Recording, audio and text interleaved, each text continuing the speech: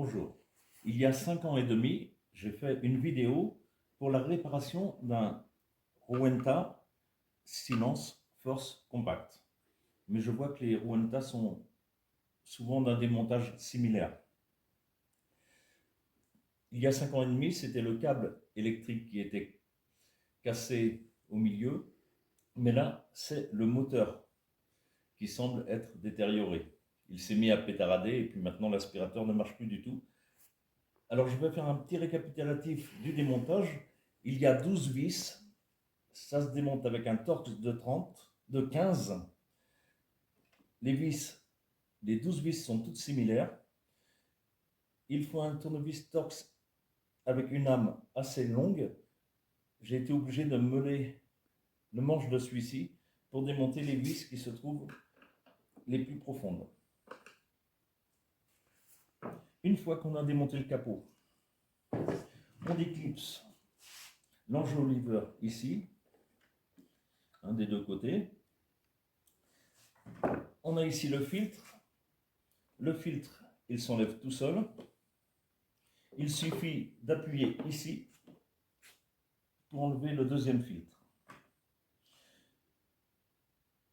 Les 12 vis sont accessibles une fois qu'on a enlevé l'interrupteur, le cache de l'interrupteur. Il y en a deux ici, deux là, on est à 4, deux ici, 6, deux ici, 8, deux ici, 10 et deux ici, 12.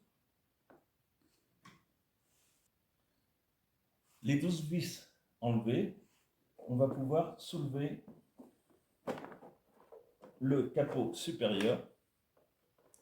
Ici, à l'avant, j'avais déclipsé le petit cache pour la prise. Donc, on enlève le capot et on accède au moteur. Pour diagnostiquer la panne, on va appuyer sur l'interrupteur. On va tester la borne blanche pour voir si nous avons du 220 volts. C'est le cas. Bien sûr, on règle le voltmètre sur le courant alternatif et sur 700. Ensuite, on va tester la borne noire. Ici et là. J'ai aussi du 223 volts qui part au moteur. Donc, ce n'est pas la carte électronique, ce n'est pas l'interrupteur. A priori, ça vient du moteur. Une fois le test terminé, on pense bien sûr à débrancher la prise. Et puis, on va pouvoir enlever, déclipser le moteur tout simplement, comme ceci.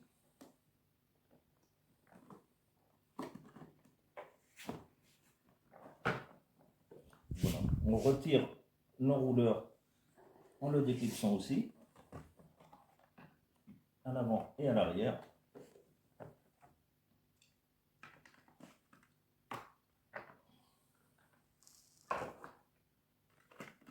Et on va pouvoir démonter le moteur en enlevant ces 4 vis-là. Ensuite, on va extraire le moteur, tout simplement en le soulevant. Voilà, il y a des cylindres blocs qui se trouvent dessous. On peut les remettre à leur place. On ne tire pas trop sur les fils. Et ici, nous avons le moteur. Et bon, si c'est débranché, on enlève les cosses.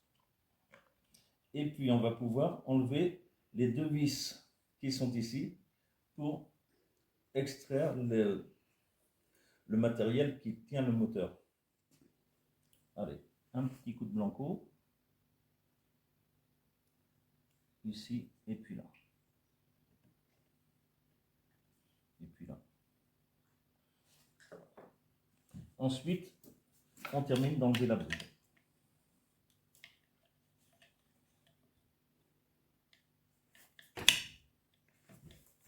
Et on va procéder au remplacement. Le nouveau moteur que j'ai trouvé est un RS RT 3530. C'est le même. Je l'ai acheté 37 €. livraison comprise. Sur le net, on trouve beaucoup de fournisseurs de ce moteur-là, à différents prix. Donc je prends la mousse de l'ancien, je la remets sur le nouveau, je tourne les deux, et je vois que mes cosses sont ici, qu'elles sont ici, et que la marque que j'avais faite sur l'ancien se retrouve donc ici. Je vais poser la bride comme ceci. Et je remets mes deux petites vis.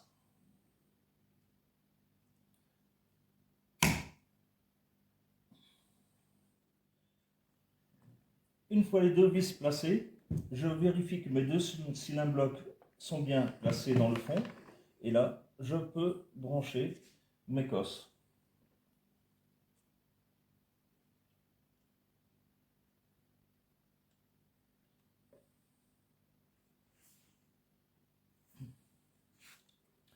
Je tourne le moteur d'un quart de tour.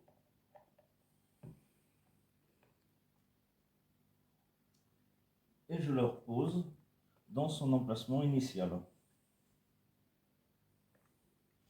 Donc on voit ici que les cosses sont ici alors que le fil sort là.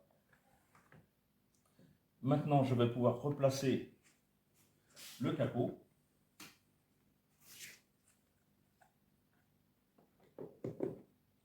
Comme ceci. Une fois les 4 vis placées ici, je rebranche le fil électrique et là je teste. Je teste aussi le variateur.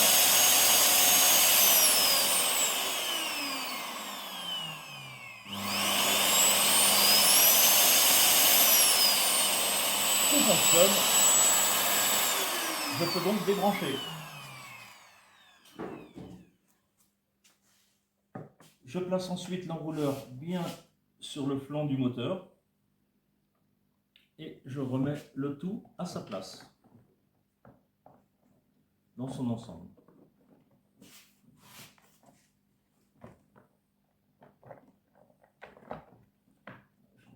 C'est là qui m'embête.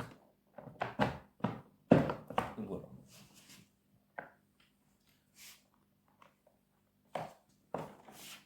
C'est parfait. Je passe le fil dans le capot supérieur.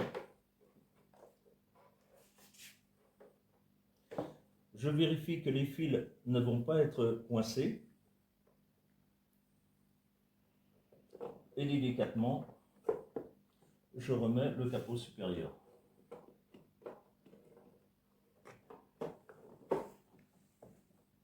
Voilà, c'est tout simple. Maintenant, je vais pouvoir remettre mes 12 vis. Ensuite, je mettrai l'objet qui le passe-fil, puis le petit capot, et puis les filtres. Et ce sera terminé. Un dernier petit truc. Je vais pousser le variateur vers la droite, dans le sens des aiguilles d'une montre, à fond. Ça va me permettre de mettre son petit levier sur le dessin qui est fait ici. Et ensuite, je vais mettre le poussoir comme ceci. Si je le place en arrière au maximum et que je place ici ce levier en arrière au maximum, je vais pouvoir remettre. Bien sûr, il faut penser à ce dernier filtre. Et ensuite, je replace mon joli beurre. Et voilà, on est reparti pour 10 ans.